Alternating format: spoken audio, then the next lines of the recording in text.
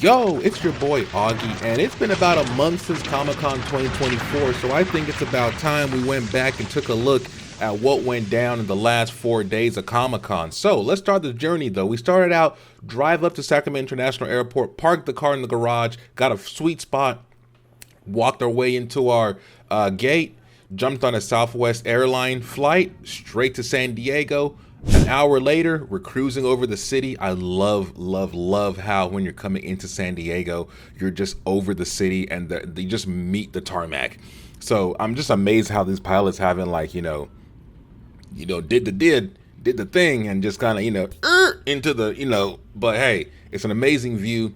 We land. The first thing we got to do is check out, DBZ fans at heart, the Dragon Ball Z stuff. The offsite was already up and being put together. So we went through it, saw some of the stuff early, do our own little preview night. We didn't have preview night, so that was our little preview night. But now, let's get into it. Day 1, Thursday, Comic-Con 2024. Let's go. The one thing I love about Comic-Con when you're walking down the gas lamp and all the other surrounding streets is these dope art pieces and promotional arts for, AMC has a really good one they do every year. A couple of years ago, The Boys had the whole side of a building covered, but I love that. As we're walking down Gaslamp, we run into the Lodge by Paramount Plus. By the way, Paramount, your designs for the badges were trashed, but you got people already lined up outside for standby line. This is Thursday, like 9 o'clock, probably even sooner, and they already got people in the standby line. The Hard Rock, yo, the SpongeBob memes they posted on the Hard Rock was hilariously dope. Inside the Hard Rock was a SpongeBob themed Krusty Krab that we didn't get to eat at, but we were walking past it, and it looked nice. There wasn't any really themed stuff, but it looked nice. But we walked right past all that. Those About to Die had that kart racing pop-up that they did. I hate how this year's Comic-Con, a lot of the offsites were ticketed events that were gone. But man, check out the crowd of people. This is the first day of getting into the convention floor, and they only have 3 or 4 doors open. So the B gate, the C, the D were the main ones, but they're trying to funnel a lot of people into B because you got to go up the escalator and get your Comic-Con official bag, lanyard, and the souvenir book. So we're all waiting in line. We finally get to walk in, and it is just, polite chaos. Because everybody at Comic-Con is nice, man. I have not seen a single fight at Comic-Con. I'm sure there has happened, but with my own 2 eyes, I've never seen a fight, let alone a heated argument, because everybody here is civil as bug. And I appreciate y'all for doing that every year. You lovely blurs and you lovely nerds who come together every year for Comic-Con to keep this place safe, fun, and you know what? A great place to be. So we get our badges and we come down the escalator. I love this shot. The Comic-Con, whoever designed the convention center is a genius because this is the greatest promotional shot. Everything lines up, all the rings line up, and you got the Comic-Con banner right there, right in the middle. Amazing. But look at all these people.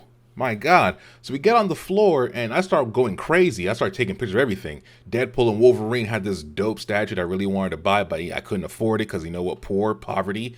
And I hate how Logan in the statue had the shoulder pads, but not in the movie. The guys who were used to work at Mondo had their own booth. Mutant, I forgot the full name of their booth, Mutant something, but they had some dope art. And then the Star Wars painters, these are licensed art pieces. I mean, they're mad crazy, but they are nice. Ran into this dude dressed up as a Joker from Batman Dark Knight. Amazing. Did the floor, and then I say, you know what, let's go check out some panels. We're about to walk into a panel for Gundam, but the panel before that was the panel for Avatar: The Last Airbender, the comic book. I didn't know they even had a comic book. So we sat in there and listened, and now check it out. This is the Avatar Airbender comic book.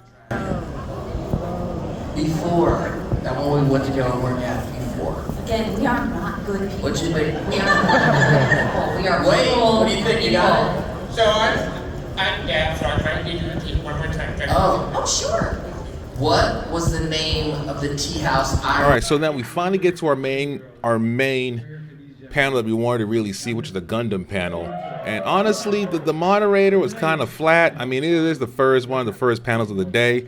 So his energy was low, but he also matched the energy of the creators that were there featuring in the panel. But yeah, if you want to know when the show comes out, Gundam, Netflix, October 17th is told from the perspective of the bad guys. After that, we made our way to Ballroom 20 because my main guy, Todd McFarlane, Spawn, was about to talk about the Spawn movie and all the other stuff he's been doing. But before that was the Marvel Rivals game that is taking over, mobile. And these are all the characters that are coming out or already are out that are voiced and who is voiced by. So if you play that game, this is for you. I thought I'd grab some pics, but man, Todd McFarlane did not disappoint. And he's the guy. Like, if you know comic books, Image, Spider-Man, Todd McFarlane, he is God. So let's check out what he had to do in this panel. They were trying to feed me and I'm not hungry, but you know like rock and rollers, like the big shots, and they like throw their guitar picks, right? I got a cookie. Okay, they give me a cookie, but it's an autographed cookie. Alright, so I'm gonna flick it like I'm a guitarist. There you go. Thanks for all you guys showing up. Look, here's the reality, you guys all know this. This is kind of the first normal, regular San Diego Comic-Con since pre-pandemic, right? It's been 5 years, right? We lost a couple, you remember we lost a couple to the pandemic. We had the one that was sort of that half and half one, remember, where it was like they limited. And then last year we had the writers and the actors strike.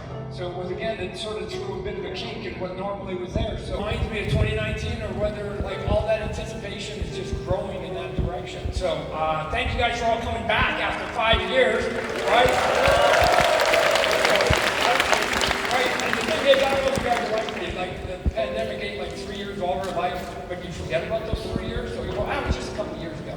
And somebody goes, no, that was 5, right? You go, shoot. All right, for that is simple.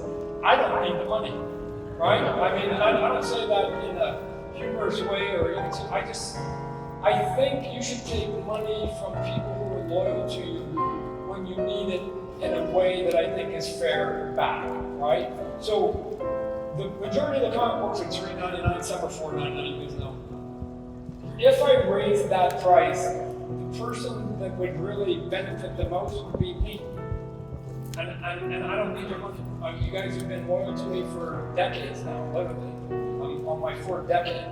And you guys have supported me a long time. And I think that loyalty goes both ways. It should be a two-way street. You guys support me, I gotta support you. And so it's been, I think when we first came in, the first issue of Spawn was $1.99, and we're now 30 plus years into it, it's $2.99. I'm gonna go back 30 years, right? Do the math. I'm going backwards, right? So, but I'm a believer of, I would rather have 1 million people give me $1 than to have 10 people give me 100,000.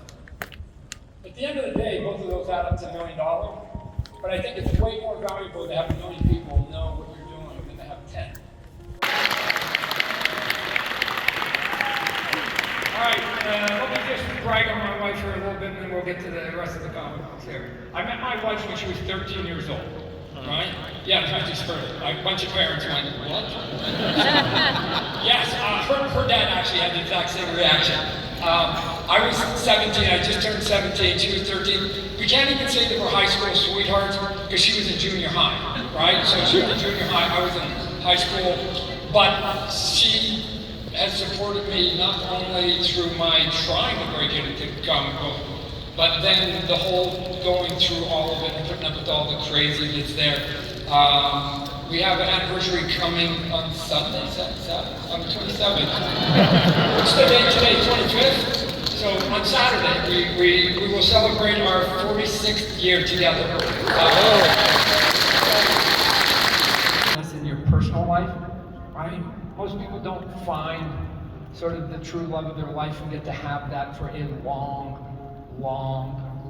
time. I remember Stan Lee, his wife passed away. It was 1 week before their 70th anniversary. 70 years those two people were together, right? Do the math real quickly with me. It means you have to fall in love in your teens, get married when you're both 20, both live because there's things called diseases that come along and buses that can hit you. And you've got to go all the way to 90. Both you have to live to 90. You have to actually be in love that time to get to 70. That's how rare that number was. And they came within a week, Stan and his lovely wife, Joni, of doing 70 years. So hopefully, if there's one record I can break of Stanley's, I hope that I can get to 70 years. My lovely wife won't let me. So. All right, we're coming up with No Home Here is by Jonathan Galapian and Daniel Enriquez, right? Rat City was Erica Schultz and Z. Carlos. Erica's done a great job in the writing of that book. But on this book, Daniel, who's normally an inker, and the artist is normally an inker, I go, guys, you guys are way too talented to just be doing inking your whole life. And here's Jonathan's artwork. I mean, there's a couple images here that are very evocative. What I like about his stuff is that it just has a little bit of Bill Sienkiewicz sort of cool vibe to it. This one's going to be coming out here in a couple months. So, and we got some, as you can see, some new characters there. Next one. Spawn Kills Every Spawn. We came out with this one. We came out with this one a couple of years ago. And the first one came out and it was kind of a surprise hit, right? I got in trouble because I killed somebody as a parody and somebody got serious about it. But it went well, and then we did another one, and surprisingly it went well. So now we're on our third one. If you guys like to have any fun, I am telling you guys should take a look at this book. Like the artist on this book, Rob, like I don't even know if you can see everything he draws so much here. There's about 10 characters here, but if you go to the next slide, what he does, like he's got this two-page spread. This is like the San Diego Comic-Con, right? He's at the Comic-Con right here, right? And he's going, man, this sucks, nobody's here, because there's nobody in his line, right? But there's somebody in each one of them. If you were to actually look at this, which is in the book, there's probably, go back to that slide. There you go. I would say a minimum of 20 Easter eggs on that double-page spread. By what the people are wearing in line, what the people are holding in line, what the signs are saying, the people that are signing. Like, if you're like, where's Waldo? This comic book is a blast, and it's a hell of a read on top of it, and he kills a bunch of spawns in the meantime on it. So we've got 5 issues of this one coming up. I'm super excited about this. John Layman is the writer. He's the one that did Chew. And so again, here's a couple close-ups of some of the stuff that you'll see. And these are tiny images, but if you zero in on it, and then you look at like their belts and their earrings and their shirts, literally there's over 100. Like he's even got my very first cover when I was 16 years old on the right there. Somehow he found that and he put it in there. So this is a fun book. And he's even got Todd in there. What the hell? So before he recently appeared in Oppenheimer. He was Polka Dot Man in the Suicide Squad, right? And he was in Dark Knight, right? And many others to go here. But I'd like to introduce you right now to the writer of our new book, Knights and Samurai David Malchan.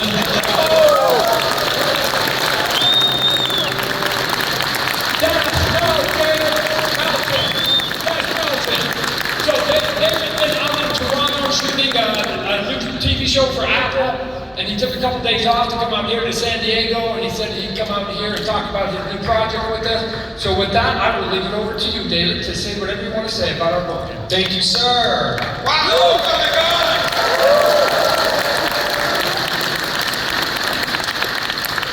Who here loves Image?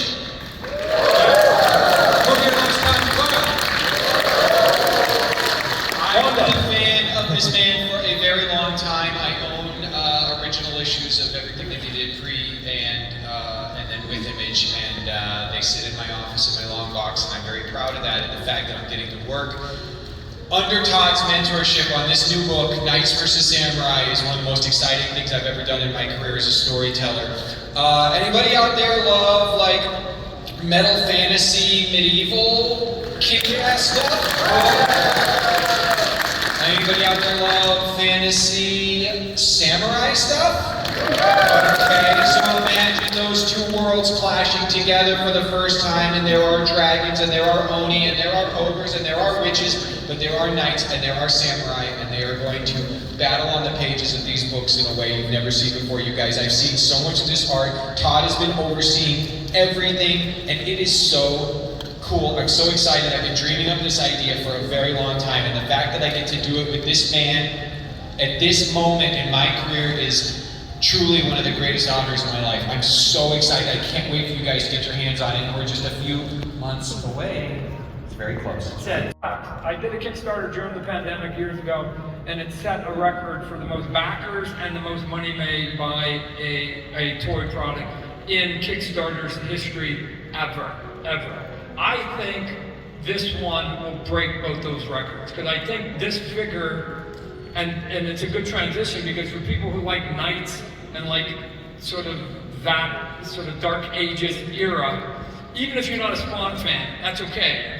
This toy is easily the most detailed figure I have ever made. Here's a photo of it. This is the actual figure itself. We got a couple of others here that we'll show you. Here's what I want you to pay attention to, is that if we hit our goals, which I think we will, there's going to be, I think, close to 24 added pieces that we're going to give. And they're going to be helmets, weapons, shields, and chest and armor pieces. Some of them are metallic, right? I wish I could show you. To switch them out, all you do, because they're magnetic, not metallic, magnetic. You just pull it off, you take the other one, and it just pops in. You don't have to fiddle fart with it, because you can break your toys when you do that too much.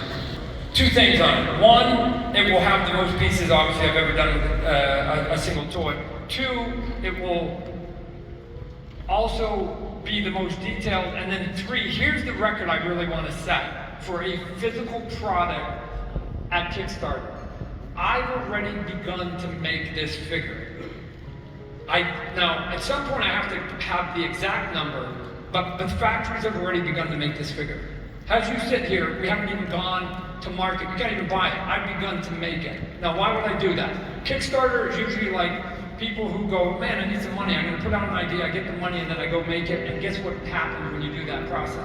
Time. It takes a lot of time, right? So the record I want to break with this figure is the shortest time from the end of a campaign till I start shipping it and it gets into your hands. That's the record I want to break. So I think right now, and I just got off the phone to the factory yesterday, we believe that this thing ends in August. We put it out in August, we end in August.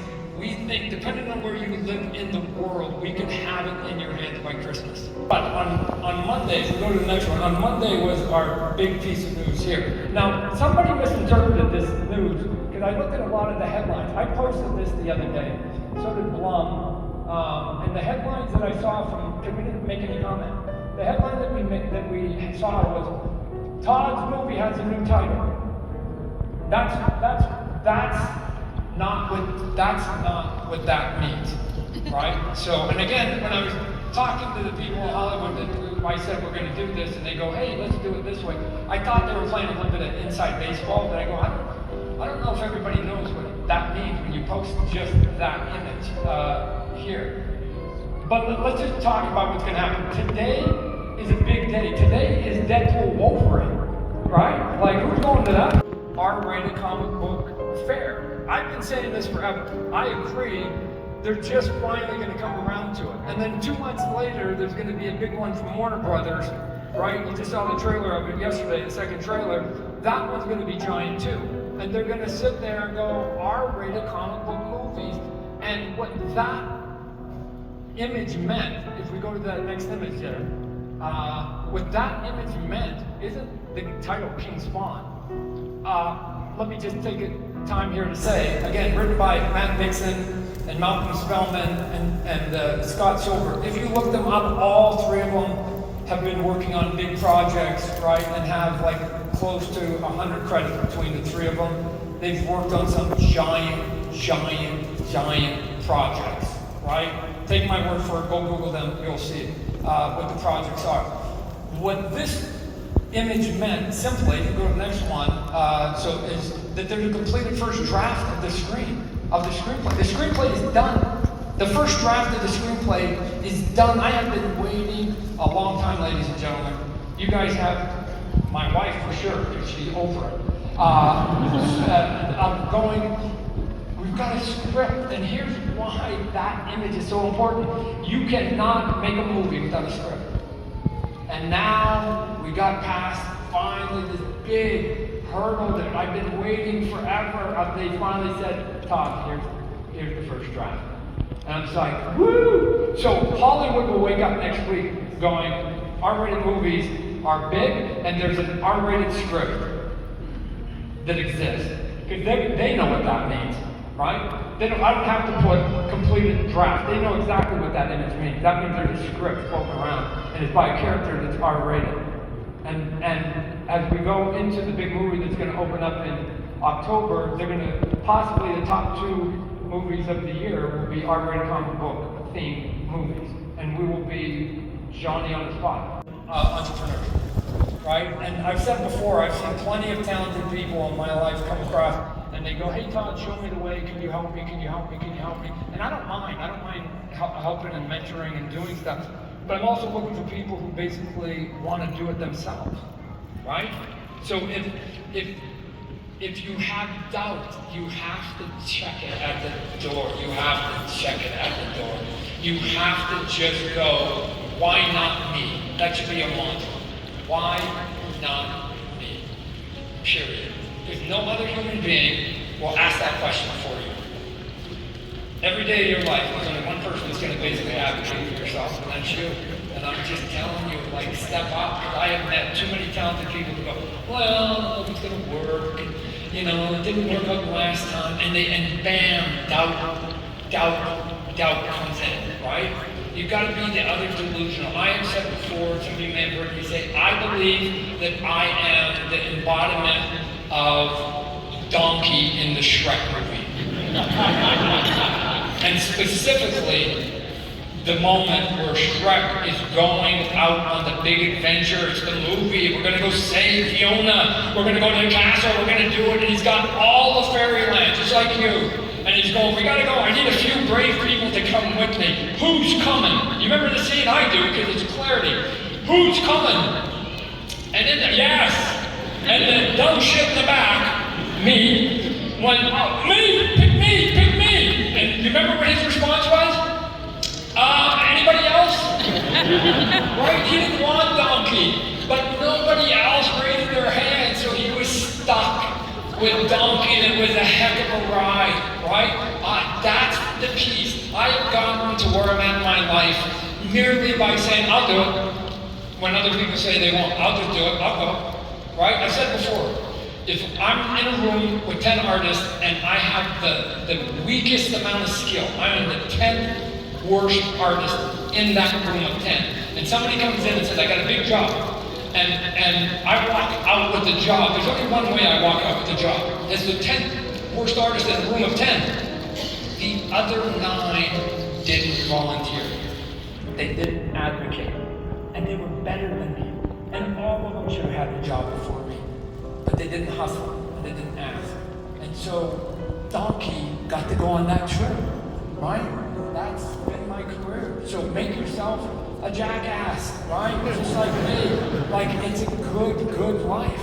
So, but it's personality, and you can't put it in people. You either have it or you don't. So for a handful of you that are out there, and I know you're out there, at some point, there's somebody in this crowd that is going to be on this stage in 5 years, 10 years. I know there's going to be somebody here, right? Because somebody's just going to will themselves onto this stage and go, I'm taking that old man down. I'm taking this medium old man down, and I'm gonna be the person up on the stage. Yes, be greedy. Be greedy for yourself. Nothing wrong with that, right? Hustle. It's the way you gotta do it. It is the way. It is the way. From Todd's lips to God's ears, it is the truth. All right, we'll open up the question. I also get every comic book writer to have to fucking draw one of their own scripts, right?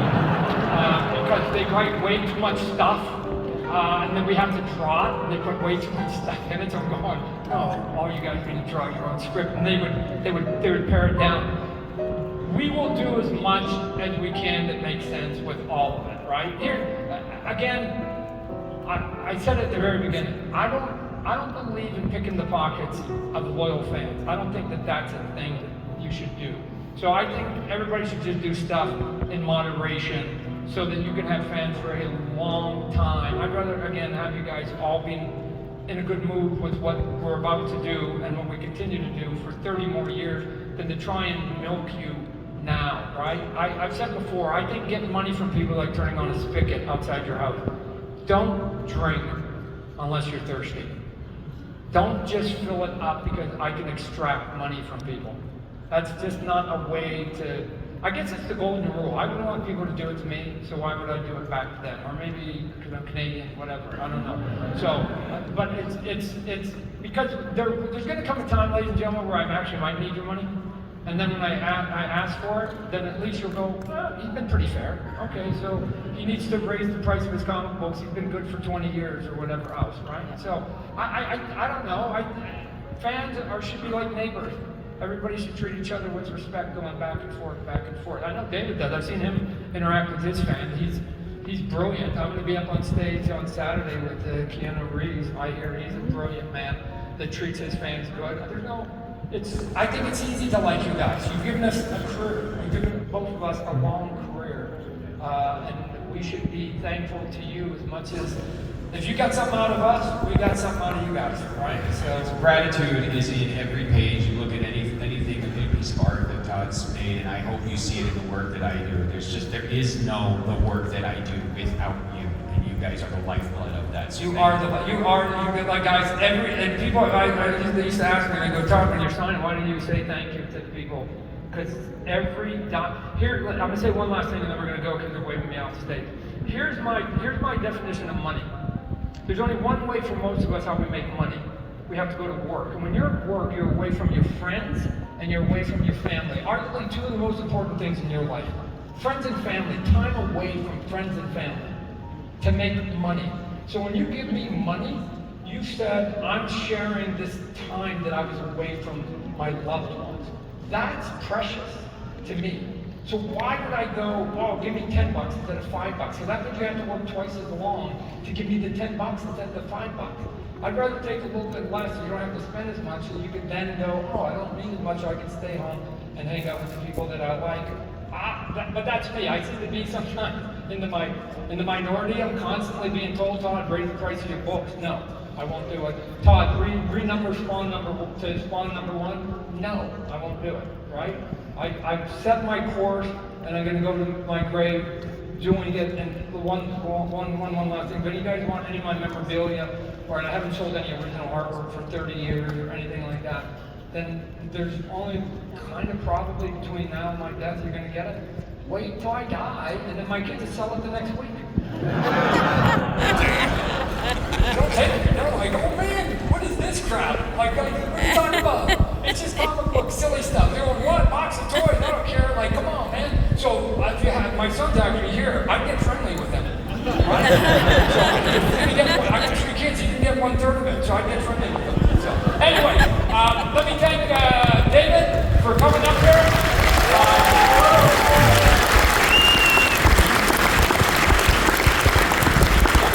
Yeah, you guys stay tuned on Apple for Murderbot coming next year at some point. Very excited about that. We just wrapped that. Just a film with Mike Flanagan, Life and Chuck, I'm excited about it. Brian Fuller's Dust Bunny coming out soon in theaters. And Knights versus Samurai.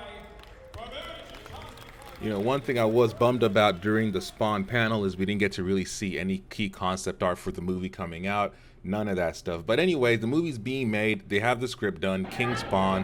Hopefully with the Deadpool and Joker 2 success, we'll get that movie greenlit. So we leave Ballroom 20. That's enough panels for the day. You know, well, we got one big panel at the very end, but we'll say that for later. But we're heading back down, going down the escalator. We're going to go check out the city, get some food, relax, and really like regroup ourselves because, you know, we just saw Todd McFarlane. We just saw some Netflix Gundam stuff, and we saw some gaming by Marvel Rivals and the Avatar Last Airbender comic book. So that's 4 panels we just saw or sat through, and your boy's kind of hungry, so we walk back, and man, the way Comic-Con is like Comic-Con takes over San Diego every year is amazing. That giant ass SpongeBob wall mural thing, whatever the hell it's called, vinyl wrap. It is hilarious. Like, you can't help but laugh at it every time you see it. But that is the world of Comic-Con. As we're walking, the Minions are playing Beyonce. They have a whole ass concert in the middle of the freaking street. And they breakdancing. I mean, they breakdancing better than that chick from Australia in the Olympics. Like, they should have hired this guy to be the Australian breakdancing captain, because, boy, look at that. Look at that flip. Over here popping and locking, tagging his homeboy in. Like, they were gigging. Like, they were having a grand time. Like, Comic-Con is just a vibe. And this is, like, the best example of the street vibe of Comic-Con. While all of this is going on, there were some scumbag ass dudes trying to fucking sell their CDs to people and try to get money. Fuck them. They ain't like us. They ain't from Comic-Con. Met up with the family, took a little group photo at the SpongeBob Hard Rocking. I gotta make sure y'all know we were there. When Open wanted to go to Comic-Con, when Ash and I started going, Aurora was born, so he couldn't go for the last like 10 plus years. John has been, you know, busy work doing the John shit. You know, he's a lawyer and shit, big lawyer, big time money making lawyer. So he's busy as fuck. So this was like the first time like all of us could come to Comic-Con together and really like experience this shit. So it was nice to meet up on the first day, get a photo in. But then after that, I had to be somewhere, which was the Deadpool and Wolverine screening at Hall H. See, your boy won. And actually, matter of fact, here's me winning and finding out that I actually won. Crazy. So the thing is, the rules were, now this is where everything went to shit, okay? Everything went to shit because the rule was you get to bring a +1 if you selected a +1 when you entered. If not, it was just yourself. They didn't tell us where to line up because, you know, Comic-Con people, we nuts. We just show up and start lining up like a day in advance. So people around 3 o'clock started grouping together. Eventually, Comic-Con officials come out. They're like, hey, this line's not official. We'll start our own. So wherever you're standing, if you happen to be in the wrong place, that's on you for starting your own unofficial line. So it's chaotic. People are across the street lined up. People who have legitimate like passes to this panel are across the street lined up. It is pandemonium. It is crazy. We're finally got through. We're finally allowed in, and they don't even check your email. They don't check your email to see if you actually did win. They don't check your email if it's even you. They don't even check your badge. They don't check nothing. So people were posting screenshots of their email account of them winning, putting it in groups, and then random ass people off of Reddit and like Discord groups were showing up to the line claiming they won, and they were being let in. And legitimate people who actually won the panel, fair and square, out of luck, couldn't get in. It was fucked up. The whole experience was fucked up. I'm just glad I knew Comic-Con and I knew behavior, so I was able to anticipate this and get there much sooner. We get there, we get the Wolverine popcorn bucket design by Deadpool that looks like, you know, a fleshlight. Let's be honest, I'm pretty sure whoever has one at this point has probably tried. I'm not saying I did not. Mine, I got mine in the back. It looks nice, pristine, but I'm sure somebody went home and, you know. Giggity giggity, giggity goo. Poor Wolverine's mouth was abused. But here we are, we're walking into Hall H. We're finally getting in. We were there for about approximately 3 hours, from 3 p.m. to 6 is when they let us, that we waited for. And then around 6 o'clock is when we walk into Hall H to get the panel rolling. And oh my God, this is literally one of the first screenings of Deadpool and Wolverine in the United States to a general audience that isn't at a premiere. But I think the Hall H premiere was the best one because we got to not only watch it with Ryan Reynolds, Hugh Jackman, and Kevin Feige, who, like, they literally moved seats in the ADA front row side and sat there in the crowd and watched the movie with us. All 3,000 plus people in Hall H got to see the movie with the cast. And then at the very end, oh my God, you know what? Just watch the video. Just watch what happened because, oh my God, that I've been to a lot of Hall H's, and this Deadpool and Wolverine Hall H panel was just amazing. I hope Marvel does this every year when they release a movie in July, because yeah, this was dope. Anywho, enough talking from me. Enjoy the rest of this video. At the very end is a video from another creator who was able to capture the drone footage of the Marvel panel across on Petco Park, so enjoy that from them. I'll link their YouTube channel below. Check them out, give them a thumbs up. But my goodness, what a time to be alive. And this is only day one. Whatever content is shown, you know, the clips or anything, those are all specially prepared just for you guys. If you want to brag about it afterwards, that you got to see some cool stuff, that's great. But do us a favor, don't record any of the footage that they show. This is really just for you guys, and we want to make sure that the studios continue to feel comfortable to bring us things. So we really appreciate you guys doing that for us. And you guys are probably anxious to get this started. So it is my pleasure to bring out Mr. Kevin Feige.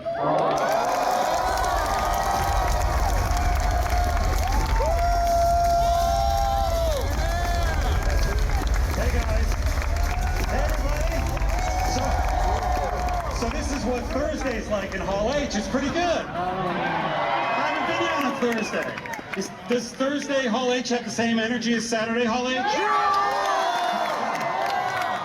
Well, great. You know, it's we're usually here on Saturday, but today's a very special day because we have a movie that comes out today. So we figured, why not come to Hall H? And maybe there's some people you can meet and can talk about the movie a little bit. Let's start with director Sean Levy. I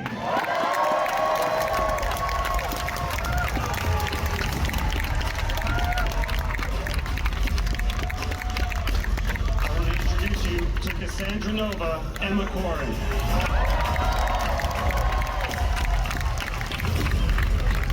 Gentlemen, his name is Hugh Jackman.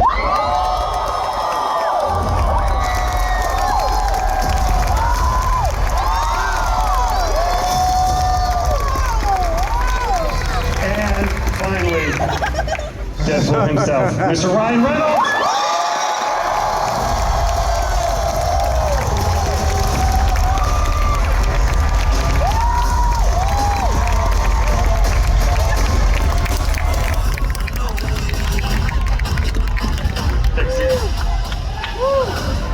Wrexham.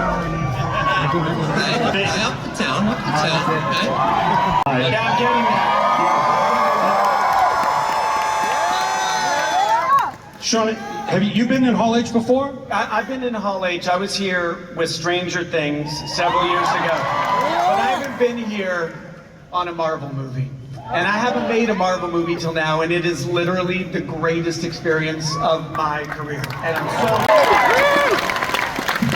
So far, so good. Yeah, so far so good. Yeah, All it's right, long. great. But this is amazing. I can't Great. believe it. Yeah.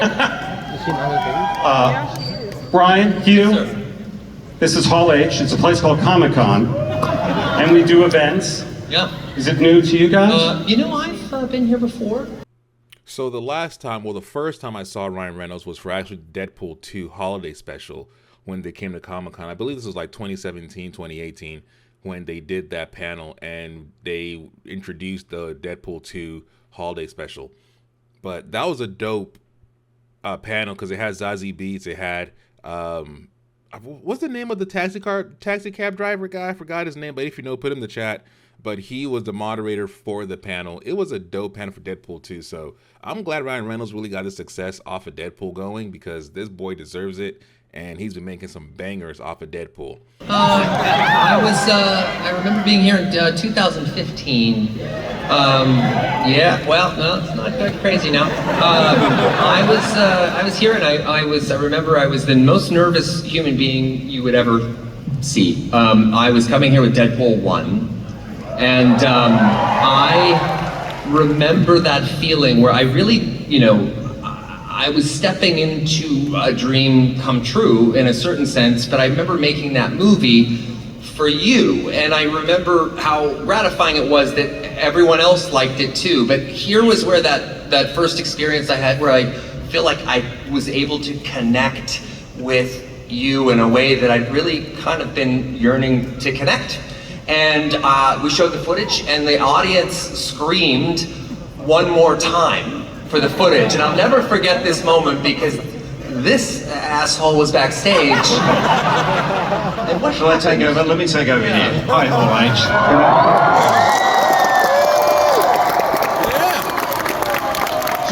just quickly, I'll tell you the story, but I tell you, we've been around the world with this movie, but the icing on the cake is right here, right now.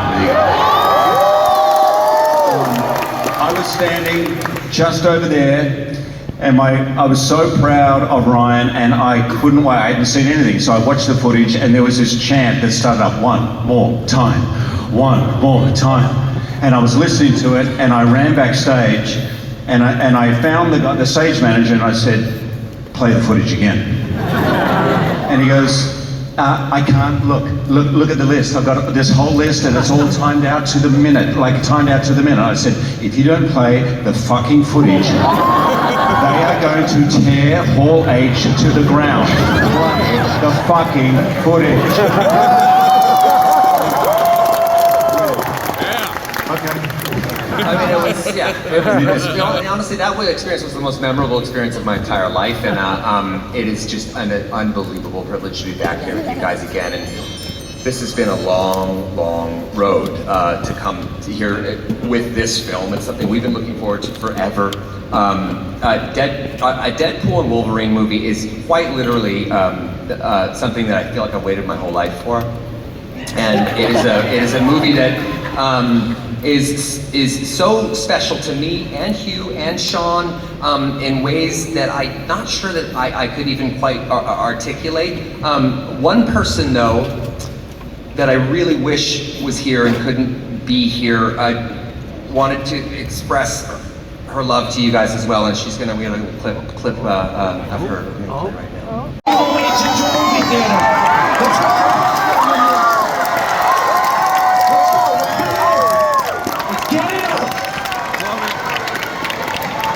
Where is he? No, sit down. Are you gonna show the whole thing? Hey, can you sit down? Yeah, we can help if you like. I feel like we're gonna help. Hugh, you wanna help that? We're gonna help. Yeah. Anyone else? Where are we going with this? Actual heavy chairs, too. Come on, Jackson, get on the chair. Lift with your neck. Oh God, very heavy. My mic. Are we good again? Guys, listen up. I just want to say, can we lower the music for a second? I want to say one more thing. Let's fucking go!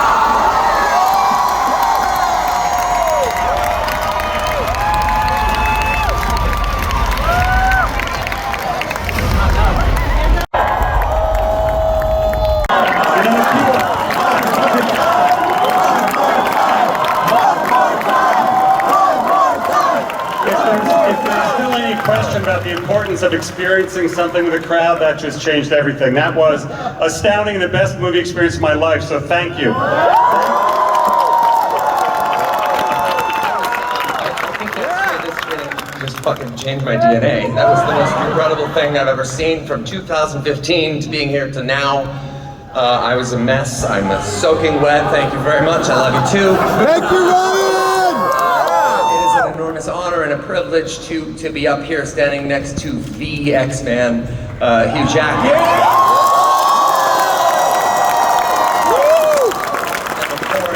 And just wow,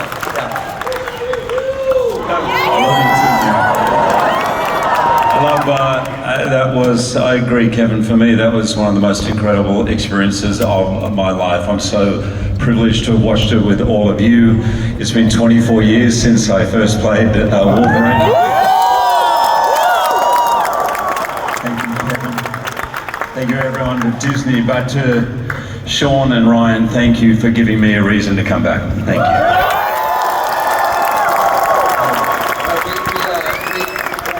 I think it would be a perfect night unless we brought a couple of friends with us.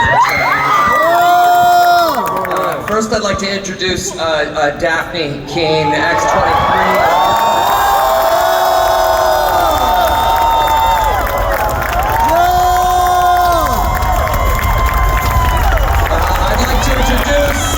Jennifer Garner as...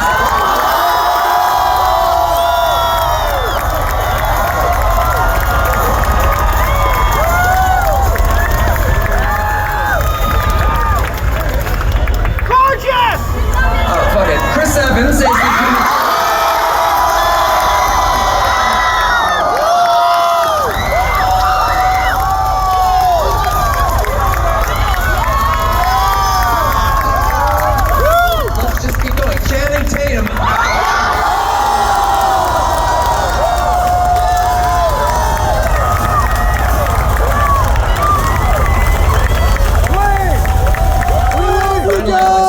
Wesley Snipes.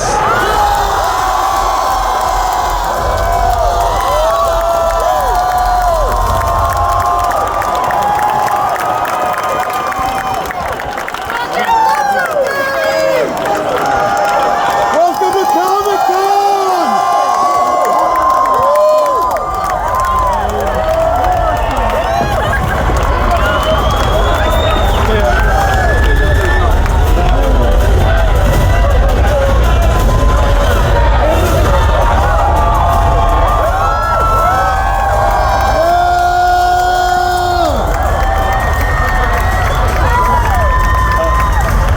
The fact that all these people are standing here on stage with me is unbelievable, and in front of you. This is literally the end of the show. Thank you so much, everybody. This was such a dream. But when you go outside slowly and calmly, look at your watch around 9:40 p.m. tonight, and look in the skies above Petco. That's all I'm going to say. That's all I'm going to say. Good night, guys. Thank you. As they're leaving, I uploaded this video to YouTube because I wanted to kind of see what it looked like. And YouTube was like, yeah, I know this part right here when they're all huggy and shit. They're playing NSYNC's Bye Bye Bye. Yeah, you can't play that song in this video. So if you want to monetize it still, I suggest you take it the fuck out of this video. So that's why you're hearing my voice instead of hearing audio from this moment, because they're playing Bye Bye Bye, which is the movie's like theme song, and I can't let you hear that. So yeah, cue up the NSYNC Bye Bye Bye on Spotify or Apple Music and then play it during this part again, and you'll get the full like feeling. All right, bye.